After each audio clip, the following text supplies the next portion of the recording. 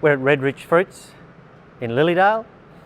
We're in an 80-metre Clearspan building, which has been a significant project for Integra.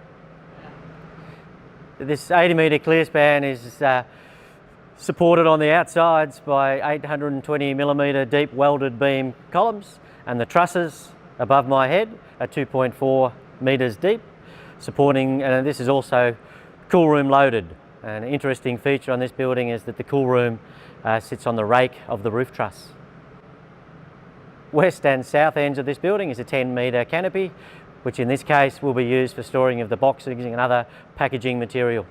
At the northern end of this building, there's a drive-through for the trucks where they can enter and exit and get loaded, and they are doing that through 6-metre high sliding doors, 4 doors, creating an opening of around about 16 metres. Cladding, this is a shore clad building.